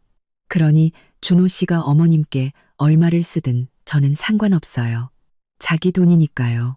하지만 제 돈은 제 돈이에요. 시어머니는 입을 열었지만 할 말을 찾지 못했습니다. 아주버님은 헛기침을 했고 형님은 웃음이 터져 나오는 것을 막으려 입술을 깨물었습니다. 식사는 무거운 침묵 속에서 시작되었습니다. 모두가 마지못해 식탁에 앉았습니다. 샐러드는 맛이 없었습니다. 마트에서 파는 밍밍하고 의심스러운 품질의 마요네즈로 버무려진 샐러드, 피자는 탄맛 때문에 썼고 치킨 윙은 고무 같았으며 감자튀김은 뭉쳐져 있고 속은 차가웠습니다. 초밥은 부서져서 먹기 불편했습니다. 아이들은 먹기를 거부했습니다. 막내딸은 평소처럼 맛있는 음식을 달라며 울음을 터뜨렸습니다. 형님이 아이를 달래려 했지만 아이는 목청껏 울어댔습니다. 시어머니는 돌처럼 굳은 얼굴로 음식에 거의 손도 대지 않았습니다. 아주버님은 얼굴을 찌푸리며 말없이 씹었습니다. 형님은 물만 마셨습니다. 20분 뒤 모두가 먹는 척조차 하지 않았습니다. 그저 어색한 침묵 속에 앉아 있을 뿐이었습니다. 보통 식사 후에는 디저트와 차, 그리고 긴 대화가 이어졌지만 오늘은 모두가 침묵했습니다. 마침내 시어머니가 참지 못하고 말했습니다. 준호야, 이게 도대체 무슨 일이니? 설명 좀 해봐. 준호는 안절부절 못하며 쭈뼛거렸습니다. 어머니, 저랑 서연이가 각자 돈 관리하기로 했어요. 각자 알아서 책임지기로. 왜 그런 짓을? 현대적이고 올바르다고 어머니께서도 말씀하셨잖아요. 시어머니의 얼굴이 붉어졌습니다. 내가 그런 뜻으로 한 말이 아니잖니. 그럼 어떤 뜻으로 하신 말씀인데요? 책을 덮은 서연이 대화에 끼어들었습니다. 그녀는 일어나 식탁으로 다가와 빈 의자에 앉았습니다. 어머님, 3주 전에 저한테 각자 돈 관리에 대해 말씀하셨어요. 편리하고 현대적이고 올바른 방식이라고요. 준호 씨는 그 말을 귀담아 들었고요. 이제 저희는 각자 돈 관리를 해요. 뭐가 문제죠? 문제는 네가 지금 장난을 치고 있다는 거지. 남편을 굶기고 가족을 위해 요리하기를 거부하고. 저는 아무도 굶기지 않아요. 준호 씨는 성인이고 스스로 요리하거나 배달 음식을 시키거나 즉석식품을 사 먹을 수 있어요. 돈도 있고 능력도 있죠. 하지만 너는 아내고 아내로서의 의무가 있잖니. 아내의 의무에 매주 토요일마다 남편의 가족들에게 공짜로 밥을 해주는 것은 포함되어 있지 않아요. 저는 일하고 돈을 벌고 제 몫의 생활비를 내요. 준호 씨도 마찬가지고요. 우리는 동등해요. 아니면 저희가 동등하지 않다고 생각하세요? 시어머니의 얼굴이 시뻘개졌습니다. 너는 원래부터 그렇게 인정머리가 없었니? 아니요. 예전에는 제가 한 가족이라고 생각했기 때문에 기꺼이 어머님들을 위해 요리했어요. 하지만 어머님께서 각자 돈 관리를 제안하신 순간부터 우리는 더 이상 한 가족이 아닌 게 된 거죠. 이제는 각자 도생이에요. 갑자기 아주버님이 짧고 날카롭게 웃음을 터뜨렸습니다. 있잖아, 준호야, 서연 씨 말이 맞아. 준서가, 어머니가 분노에 차 소리쳤습니다. 엄마, 그만하세요. 서연 씨 말이 전부 맞아요. 우리는 정말 서연 씨 돈과 노동력으로 공짜 밥을 먹으러 오는데 익숙해져 있었어요. 서연 씨는 우리 때문에 엄청난 시간과 돈을 썼는데 우리는 심지어 일주일 내내 먹을 음식을 반찬통에 싸가기까지 했잖아요. 우리 정말 양심도 없었어요. 형님이 조용히 고개를 끄덕였습니다. 아주버님 말이 맞아요. 저도 우리가 너무 많은 음식을 가져갈 때마다 항상 미안했어요. 하지만 어머님께서 그게 당연한 거고 서연 씨도 괜찮다고 하셨잖아요. 네, 정말 괜찮았어요. 서연이 말했습니다. 우리가 공동 생활비를 쓸 때까지는요. 이제는 예산이 분리됐고 규칙도 바뀌었어요. 시어머니는 입술을 꽉 다문 채 아무 말도 하지 않았습니다. 그러다 갑자기 일어나 가방을 움켜쥐었습니다. 우린 가야겠다. 그녀는 남편을 불렀지만 그는 이곳에 없었습니다. 아마도 당황해서 아이들 아빠와 헷갈린 모양이었습니다. 아주버님과 형님도 일어나 아이들을 챙겨 옷을 입혔습니다. 문 앞에서 아주버님이 동생을 향해 돌아섰습니다. 준호야, 잘 생각해봐. 서연 씨는 잘못 없어. 이 말도 안 되는 짓을 시작한 건 너야. 문이 닫혔습니다. 준호는 거실 한가운데 서서 초라한 점심의 잔해와 더러운 그릇, 닫힌 문을 멍하니 바라봤습니다. 그리고 서연을 쳐다봤습니다. 그녀는 소파로 돌아가 책갈피가 꽂힌 페이지를 펴고 다시 읽기 시작했습니다. 서연아, 응, 이제 정말 그만하면 안 될까? 다시 예전으로 돌아가자. 준호 씨, 이제 3일 지났어. 당신이 제안한 각자 돈 관리 시작한 지 겨우 3일 만에 포기하는 거야? 포기하는 게 아니라 이게 잘못됐다는 걸 깨달은 거야. 뭐가 잘못됐는데? 이 모든 거. 각자 밥 먹고 각자 요리하고 우린 가족인데 함께 해야지. 그럼 왜 각자 돈 관리를 제안했는데?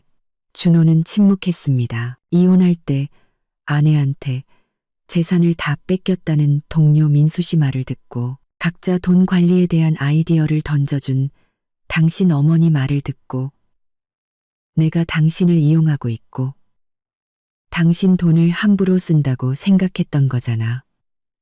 내 말이 맞아? 꼭 그런 건 아니었어. 바로 그거였어. 당신은 각자 돈 관리를 하면 모든 걸 통제할 수 있을 거라고 생각했겠지. 나는 내 돈만 쓰고 당신은 당신 돈만 쓰고 그러면 모두가 만족할 거라고.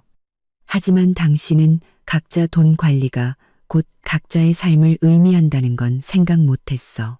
모든 면에서 각자 알아서 해야 한다는 걸. 준호는 소파에 앉아 두 손에 얼굴을 묻었습니다. 내가 바보였어. 응, 바보였지. 하지만 바로잡을 수는 있어. 그는 희망에 찬 눈으로 그녀를 쳐다봤습니다. 용서해 줄 거야? 용서에 대해 말하기는 아직 일러. 먼저 당신이 무슨 짓을 했는지 제대로 깨달아야 해. 서연은 책을 내려놓고 일어나 부엌으로 가 노트북을 가져왔습니다. 준호 옆에 앉아 가계부 파일을 열었습니다. 봐, 이게 지난 1년간 우리 지출 내역이야. 모든 항목이 영수증과 함께 정리되어 있어. 준호는 숫자를 보며 눈이 점점 커졌습니다. 당신 가족을 위한 토요일 저녁 식사 1년에 980만 원. 이건 순수 식재료 값이야. 내 시간, 전기세, 수도세는 포함되지 않았어. 나는 몰랐어. 우리가 먹는 평소 식비 1년에 960만 원, 공과금 360만 원, 생활용품 180만 원, 내 옷값 300만 원, 양가 선물 300만 원. 서연은 항목을 하나씩 보여주었고 준호는 점점 창백해지며 침묵했습니다.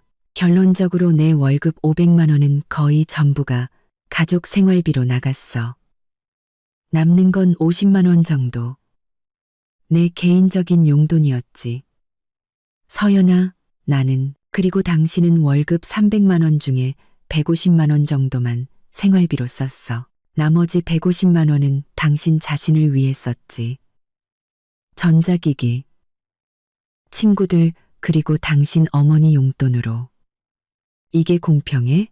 준호는 아무 말도 하지 못했습니다. 서연은 노트북을 닫았습니다. 이것 때문에 내가 각자 돈 관리에 동의한 거야. 당신이 내가 우리 가족을 위해 실제로 얼마나 많은 것을 쏟아붓고 있는지, 그리고 그 대가로 뭘 받는지 깨닫게 해주고 싶었어. 하전이 덜 바삭하다는 지적 같은 것들 말이야. 그녀는 일어나 노트북을 책상 위에 올려놓았습니다. 이걸 진심으로 이해하게 될 때, 그때 용서에 대해 다시 얘기하자. 서연은 침실로 들어가 문을 닫았습니다. 준호는 소파에 앉아 허공을 응시했습니다. 머리가 터질 것 같았습니다. 그는 정말 몰랐고, 계산하지 않았고, 생각하지 않았습니다. 서연이 요리하고, 청소하고, 돌보는 것을 당연하게 여겼습니다. 그게 정상이고, 그래야만 한다고 생각했습니다.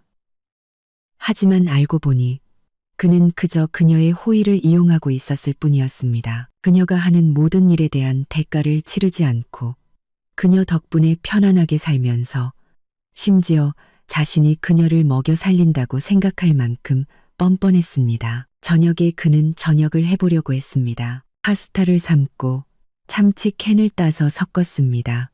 먹을 수 없을 정도로 맛이 없었습니다. 그는 한 입 한 입 억지로 삼켰습니다. 서연은 침실에서 나와 자신을 위해 스테이크와 채소를 요리했습니다. 그녀는 부엌에서, 그는 거실에서. 두 사람은 대화하지 않았습니다. 일요일은 무거운 침묵 속에서 지나갔습니다. 준호는 집을 청소하려고 했지만 어디서부터 시작해야 할지 몰랐습니다. 거실에 청소기를 돌리는 것으로 힘이 다 빠졌습니다. 빨래를 해보려다 세탁 모드를 잘못 선택해 옷이 줄어들었습니다. 서연은 노트북으로 일하고 책을 읽고 드라마를 보며 자신의 일을 했습니다. 남편을 무시하면서 저녁에 어머니에게서 전화가 왔습니다. 그는 발코니로 나갔습니다. 길고 힘든 통화였습니다. 시어머니는 요구하고 비난하고 압박했습니다. 준호는 설명하려 했지만 그녀는 듣지 않았습니다. 그가 발코니에서 돌아왔을 때 얼굴은 잿빛이었습니다. 서연은 그를 쳐다봤지만 아무 말도 하지 않았습니다. 그들은 각자 자기 쪽에서 잠자리에 들었습니다. 준호는 밤새 뒤척이며 생각에 잠겼습니다. 서연은 평온하게 잠들었습니다. 그녀의 양심은 깨끗했습니다. 월요일, 새로운 한 주가 시작되었습니다. 준호는 아침도 먹지 않고 일찍 출근했습니다. 그녀의 청굴하시는 한 주가 시작되었습니다. 요리를 할 줄 몰랐고 매일 카페에서 사 먹기에는 돈이 너무 많이 들었습니다. 서연은 베리를 얹은 오트밀로 아침을 먹고 커피를 마신 뒤 사무실로 향했습니다. 업무는 바빴습니다. 중국 공급처 문제가 다시 터졌습니다. 서류가 잘못됐거나 다른 문제가 생긴 모양이었습니다. 서연은 3시간 동안 전화를 걸고 이메일을 쓰고 협상하며 문제를 파악했습니다. 점심시간이 되어서야 모든 것이 해결되었습니다. 구내식당에서 옆 부서 동료를 만나 일과 날씨에 대해 이야기했습니다. 서연은 집안 사정에 대해서는 한마디도 하지 않았습니다. 사적인 일을 드러내는 것을 좋아하지 않았기 때문입니다. 저녁에 준호는 늦게 귀가했습니다. 서연은 이미 해산물 파스타로 저녁을 마친 뒤였습니다. 그는 부엌으로 가 냉장고를 열었습니다. 그의 식재료인 남은 식빵과 소시지가 아래칸에 있었습니다. 그게 전부였습니다. 그는 장 보는 것을 잊었습니다. 다시 식빵을 꺼내 한 입 베어 물고 마른 빵을 물과 함께 씹었습니다. 서연은 거실에 앉아 영화를 보며 돌아보지도 않았습니다. 화요일, 수요일, 목요일도 마찬가지였습니다. 준호는 닥치는 대로 끼니를 때웠습니다. 회사 식당에서 먹거나 퇴근길에 무언가를 사오거나 그냥 빵을 씹었습니다. 일주일 동안 식비로만 30만 원 이상을 썼습니다. 옷은 다림질을 할 줄 몰라 전부 구겨져 있었고 집은 제대로 청소할 줄 몰라 엉망이었습니다. 싱크대에는 설거지가 쌓여갔고 그는 대충 헹구기만 했습니다. 하지만 서연의 삶은 풍요로웠습니다. 맛있는 음식을 요리해 먹고 잘 다려진 옷을 입고 친구들을 만났습니다. 그녀는 모든 것이 좋았고 심지어 훌륭했습니다. 금요일 저녁, 준호는 더 이상 참을 수 없었습니다. 집에 돌아와 부엌에 있는 서연을 보았습니다. 그녀는 자신을 위해 오렌지를 곁들인 오리 요리를 하고 있었습니다. 군침 도는 냄새가 진동했습니다. 그는 식탁에 앉아 그녀가 요리하는 모습을 지켜보다가 조용히 물었습니다. 서연아, 얘기 좀 할 수 있을까? 그녀가 돌아봤습니다. 듣고 있어. 정말 미안해. 내가 다 잘못했어. 내가 얼마나 이기적이었는지, 너를 얼마나 소중하게 생각하지 않았는지, 이제야 깨달았어. 계속해봐. 다시 예전으로 돌아가고 싶어. 공동생활비, 이 끔찍한 분리생활 없는 평범한 삶으로 서연은 가스레인지 불을 끄고 행주에 손을 닿고 준호의 맞은편에 앉았습니다. 좋아. 하지만 조건이 있어. 어떤 조건이든 말만 해. 내가 모든 지출을 계속 기록할 거야. 당신은 언제든지 돈이 어디에 쓰이는지 확인할 수 있어. 완전한 투명성. 어때? 동의해. 당신 가족과의 토요일 저녁 식사는 한 달에 2번으로 줄일 거야. 매주가 아니라. 그리고 미리 상의해야 해. 동의해. 반찬통에 음식 싸가는 건 없어. 여기서 먹기 위해 요리하는 거지. 집에 가져가기 위해서가 아니야. 동의해. 그리고 민수 씨 같은 사람들 조언은 더 이상 듣지 마. 우리 가족 문제잖아. 문제가 생기면 다른 사람한테 가지 말고 나랑 상의해. 약속할게. 서연은 그를 바라보며 잠시 침묵했습니다. 그리고 마지막, 당신이 나를 먹여 살리는 게 아니라는 걸 인정해. 나는 당신의 파트너, 동등한 파트너야. 내가 우리 가족을 위해 당신보다 적지 않게 오히려 더 많이 헌신하고 있다는 걸 인정해. 알아. 진심으로 깨달았어. 그럼 좋아. 공동생활비로 돌아가자. 준호는 벌떡 일어나 그녀를 껴안으려 했습니다. 서연은 손짓으로 그를 멈췄습니다. 잠깐. 용서는 했지만 잊지는 못할 거야. 당신이 그때 당신 먹여 살리는 게 지긋지긋하다고 했던 말. 내 마음속에 영원히 남을 거야.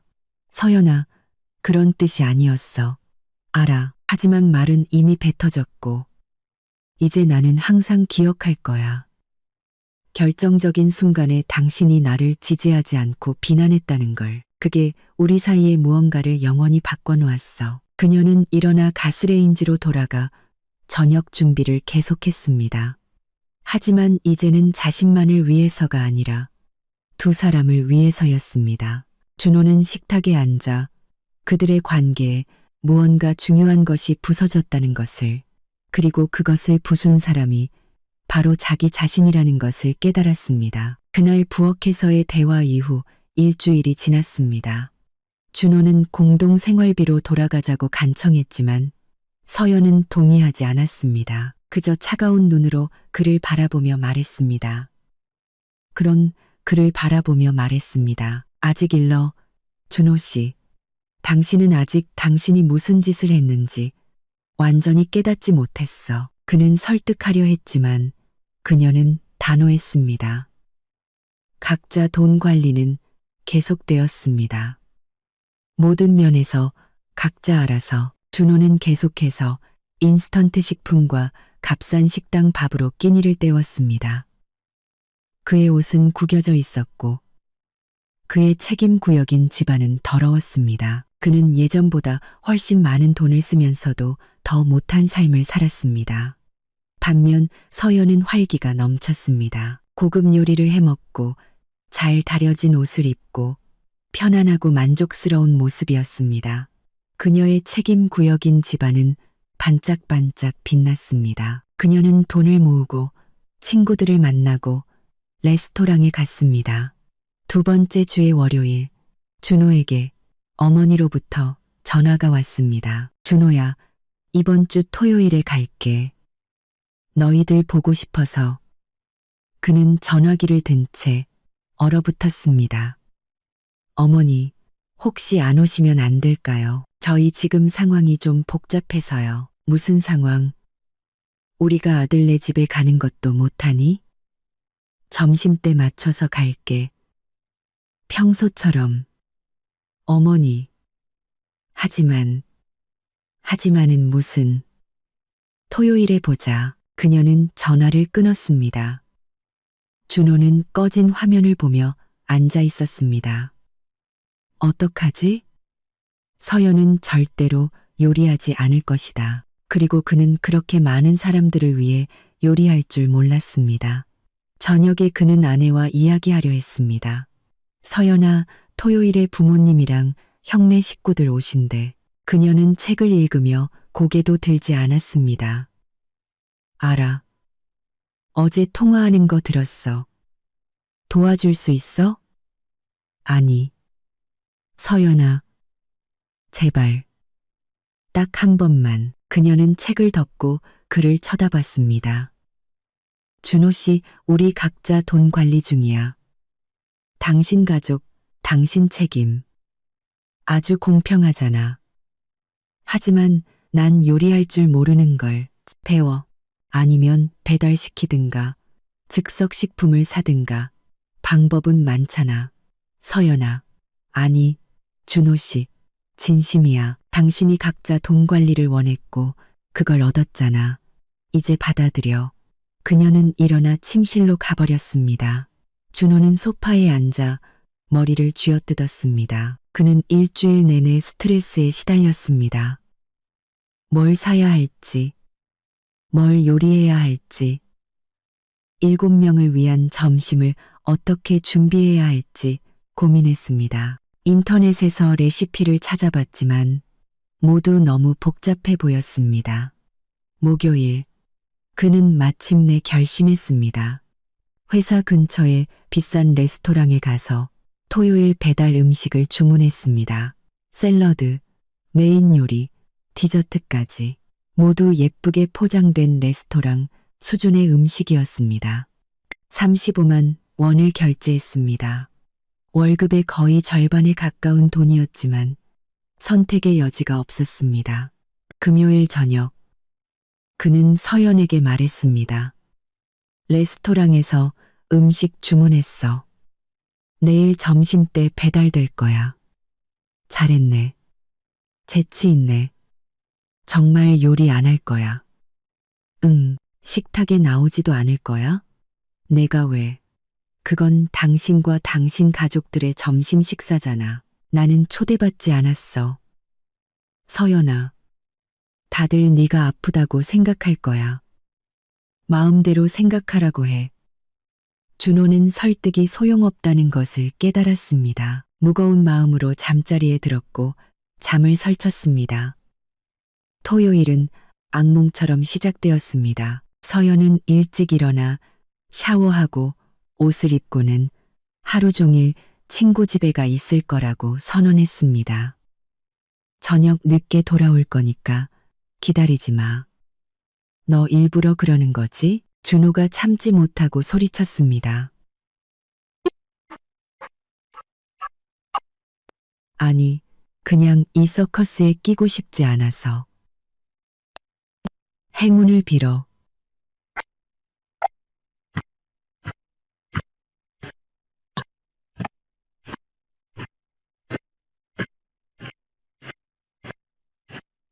(11시) 레스토랑에서 전화가 왔습니다. 죄송합니다만 공급처에 문제가 생겨서 주문을 배달해 드릴 수 없게 되었습니다. 결제하신 금액은 3일 내로 환불해 드리겠습니다. 준호는 온몸이 차가워졌습니다. 어떡하지? 부모님은 이 시간 뒤면 도착할 텐데. 그는 재킷을 들고 가장 가까운 슈퍼마켓으로 달려갔습니다.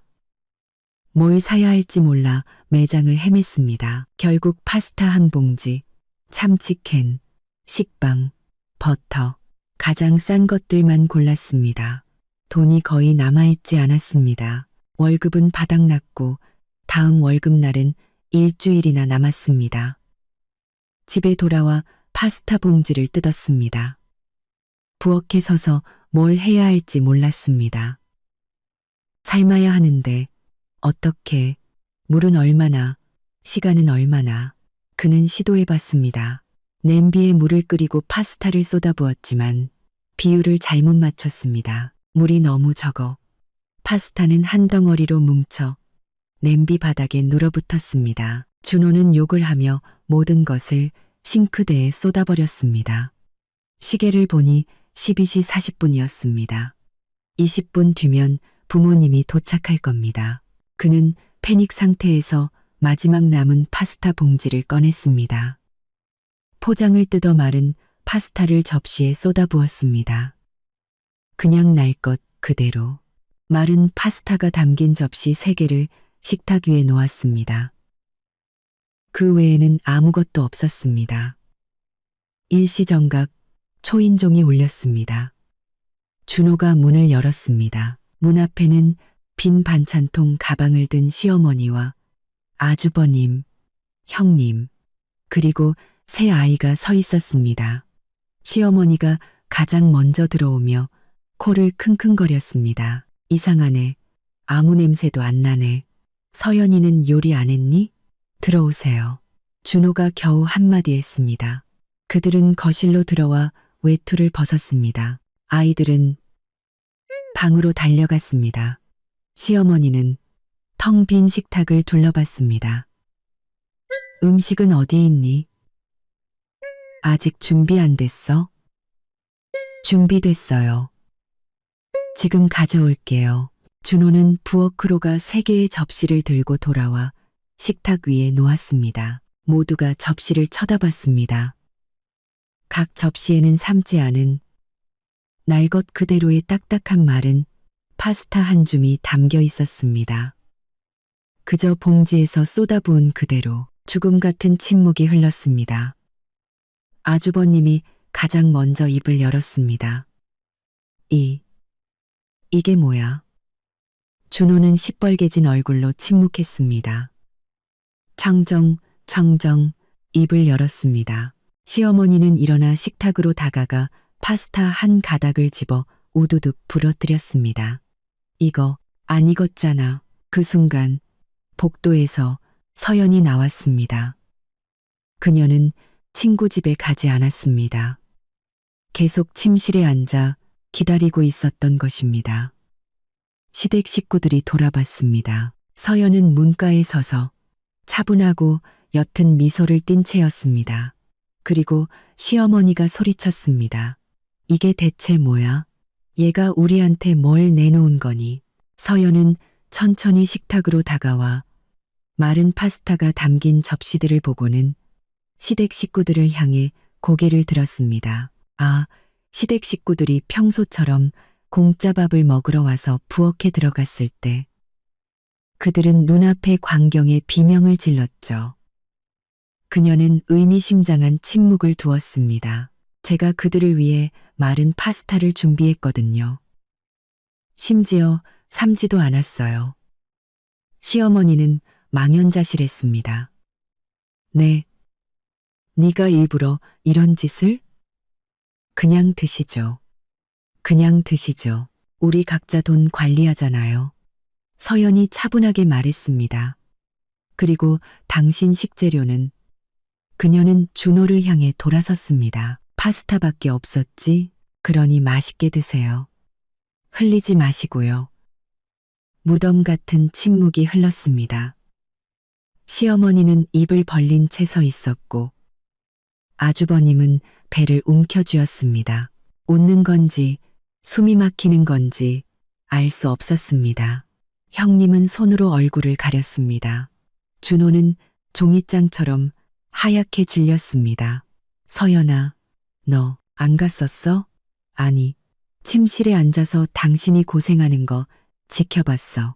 이 순간을 기다렸지. 왜? 당신과 저분들께 보여주기 위해서. 그녀는 시댁 식구들을 훑어보았습니다. 마침내 모두가 각자 돈 관리가 진짜로 무엇인지 깨닫게 해주려고. 시어머니가 겨우 목소리를 찾았습니다. 네, 네가 우리를 조롱하는 거니? 우리는 네 가족이야. 아니요. 서연이 차갑게 잘라 말했습니다. 어머님들은 제 가족이 아니에요. 준호 씨 가족이죠. 각자 돈 관리를 제안한 것도 바로 어머님들이셨고요. 기억하세요, 어머님. 3주 전에 이게 얼마나 편리하고 현대적인 방식인지 말씀하셨잖아요. 내가 그런 뜻으로, 그럼 어떤 뜻으로 하셨는데요? 제가 계속 제 돈을 어머님들께 쓰고 어머님들은 계속 와서 공짜밥을 드시는 게 각자 돈 관리라는 뜻이었나요? 그렇게는 안 되죠. 우리가 공짜 밥을 먹다니. 매주 토요일마다 반찬통에 음식을 가득 싸가는 가족. 지난 3년간 제 돈으로 2천만 원어치 음식을 먹고도 단 한 번도 고맙다고 말하지 않은 가족.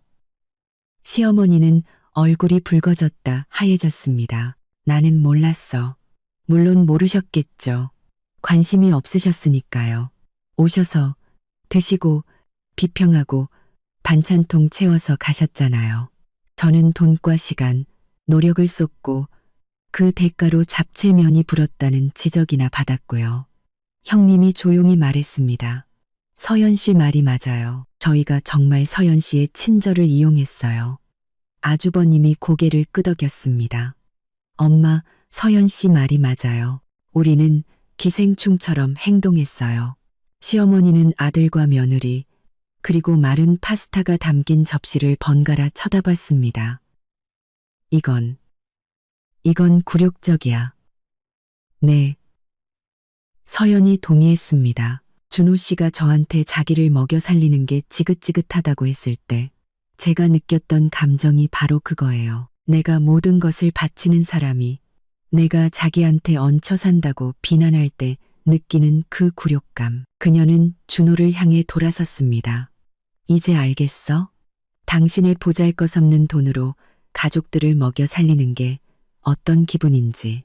마지막 남은 돈으로 주문한 레스토랑에서는 배신당하고 돈이 없어서 값싼 파스타를 샀지만 그것조차 제대로 삶지 못했지. 준호는 고개를 숙인 채 아무 말도 하지 못했습니다. 나는 3년 동안 매주 토요일마다 이걸 했어. 비싼 재료를 사고 5시간 동안 요리하고 상을 차리고 비평을 듣고 당신 어머니가 반찬통을 채우는 걸 보면서도 그게 정상이고 우리가 가족이라고 생각했어. 서연은 식탁으로 다가가 마른 파스타 한 가닥을 집어 손가락으로 돌렸습니다. 하지만 알고 보니 우리는 가족이 아니었어. 나는 그저 남편이 기생충 취급하는 공짜 요리사이자 가정부였을 뿐이야. 서연아, 미안해. 준호가 마침내 입을 열었습니다. 내가 정말 바보였어. 생각도 못했고 이해하지도 못했어. 이제는 이해해? 응, 이해해. 제발 용서해줘. 그는 모두 앞에서 바닥에 무릎을 꿇었습니다. 두 손을 모아 빌었습니다. 미안해. 다시 예전으로 돌아가자. 내가 다 깨달았어. 너를 소중히 여길게. 민수 씨 말도 엄마 조언도 듣지 않을게. 제발 용서해줘. 서연은 그를 한참 동안 내려다봤습니다. 모두가 숨을 죽이고 그녀의 대답을 기다렸습니다. 일어나, 준호 씨, 그가 일어섰습니다.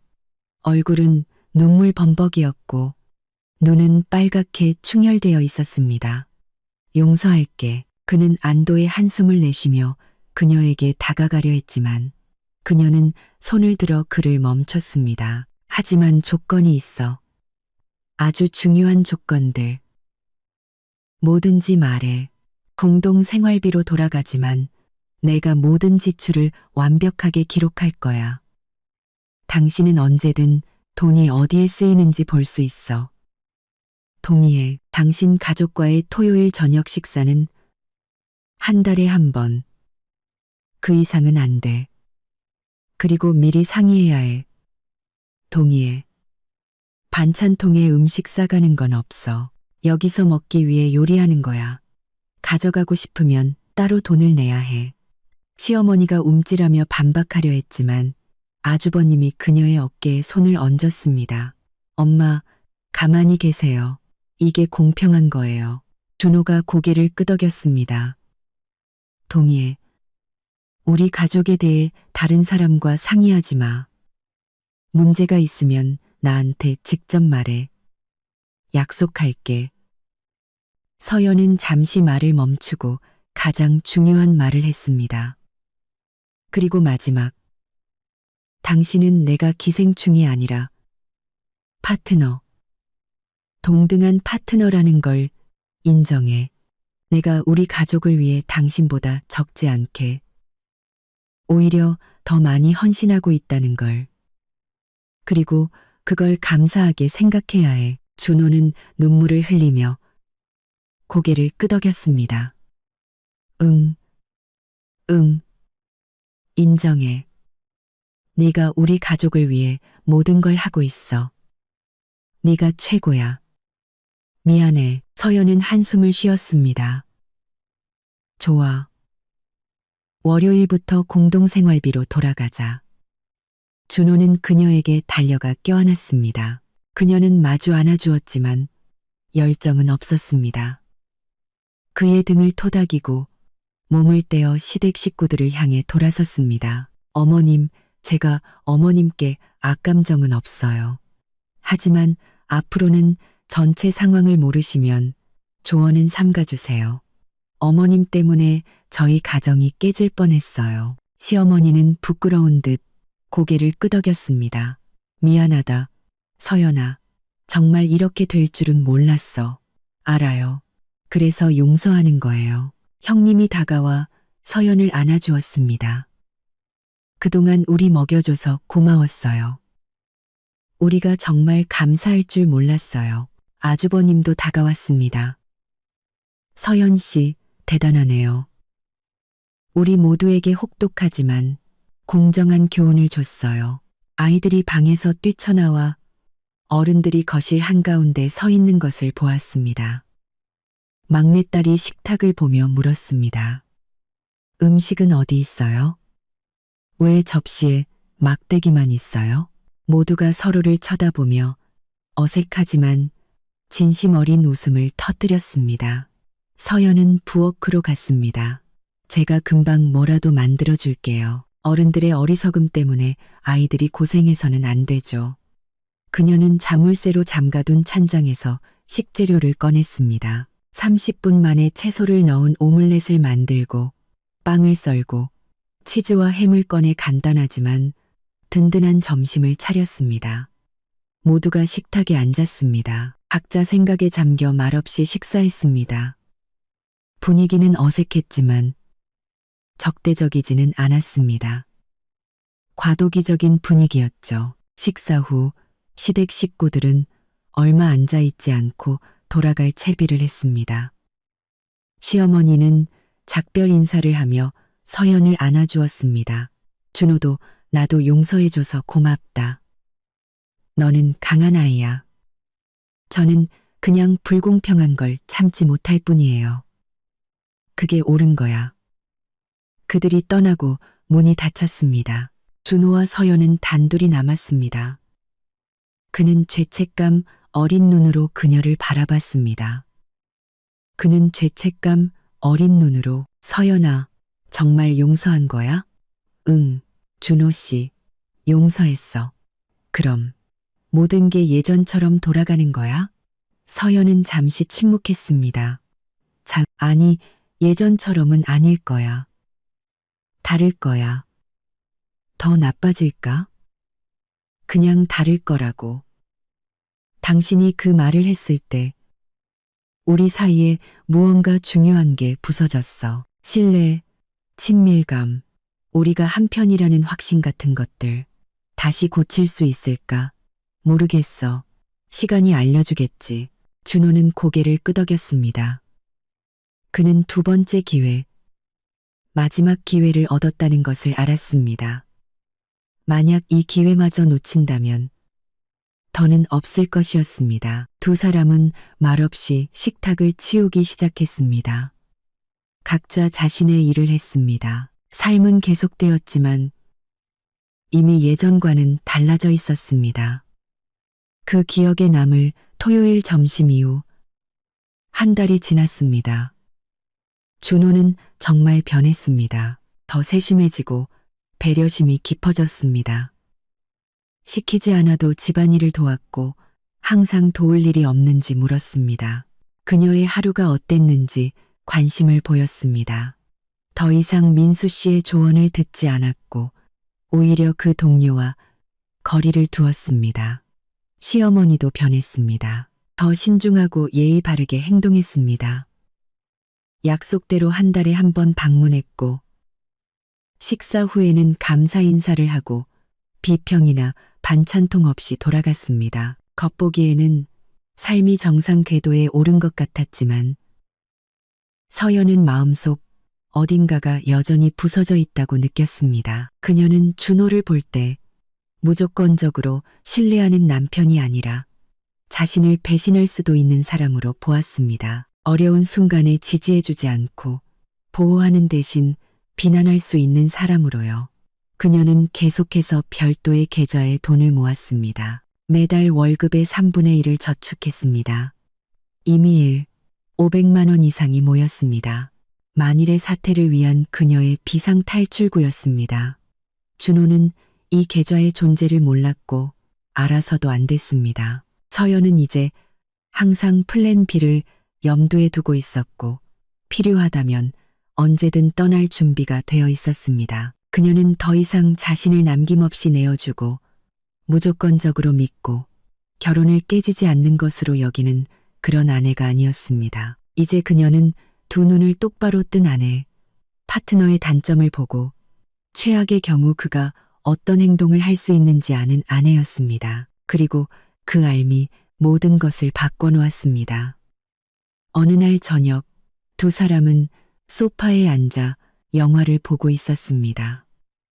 준호가 그녀의 어깨를 감쌌습니다. 서연은 그를 밀어내지는 않았지만 더 가까이 기대지도 않았습니다. 그저 조용히 화면을 응시했습니다. 서연아, 행복해? 그가 조용히 물었습니다. 그녀는 잠시 생각했습니다. 모르겠어. 평온하긴 한데 행복한지는 잘 모르겠어. 그 일 때문이야. 응. 내가 뭘 더 할 수 있을까? 당신은 이미 하고 있어. 노력하고 있잖아. 나도 알아. 하지만 그걸로는 부족해. 시간이 더 필요할 거야. 준호는 그녀를 더 가까이 끌어당겼습니다. 서연은 가만히 있었습니다. 두 사람은 껴안은 채 영화를 마쳤지만 서연의 마음속은 텅 비어 있었습니다. 차가움도 분노도 아닌 그저 공허함. 예전에 무조건적인 사랑이 있던 자리에 이제는 조심스러운 애착만이 남아 있었습니다. 그녀는 그를 미워하지 않았지만 더 이상 예전처럼 사랑하지 않았습니다. 그가 당신 먹여 살리는 게 지긋지긋해라고 말한 순간 사랑의 일부가 죽어버렸습니다. 그리고 그 부분은 어떤 사과로나 노력으로도 되돌릴 수 없었습니다. 무언가 돌이킬 수 없이 죽어버렸고 그것이 가장 슬픈 일이었습니다. 그들은 계속 함께 살고 같은 침대에서 자고 같은 식탁에서 저녁을 먹었습니다. 겉보기에는 평범한 부부였지만 속은 그렇지 않았습니다. 준호는 시간이 지나면 모든 것이 돌아오리라. 서연이 다시 사랑스러운 눈으로 자신을 바라보리라. 예전의 친밀함이 돌아오리라 희망했습니다. 하지만 서연은 그것이 결코 일어나지 않을 일이라는 것을 알았습니다. 그녀는 용서했지만 잊지는 않았고 결코 잊지 못할 것이었습니다. 어떤 상처는 아물지 않고 딱지가 앉아 아픔은 멎지만 흉터는 영원히 남기 때문입니다. 그리고 준호를 볼 때마다 그녀는 그 흉터를 보고 그 말과 그 배신을 떠올리며 감정적인 거리를 두었습니다. 더 이상 그를 완전히 신뢰할 수 없었고 신뢰 없이는 진정한 친밀함이 있을 수 없기 때문입니다. 반년이 지나고 1년이 지났습니다. 그들은 여전히 함께였고 싸움 없이 평온하게 살았습니다. 준호는 계속 노력했고 서연은 계속 거리를 두었습니다. 그녀의 비상금 계좌는 계속 불어났습니다. 어느 날 준호가 물었습니다. 서연아, 언젠가 나를 진심으로 용서해 줄 수 있을까? 그녀는 그를 바라봤습니다. 나는 그날 바로 당신을 용서했어.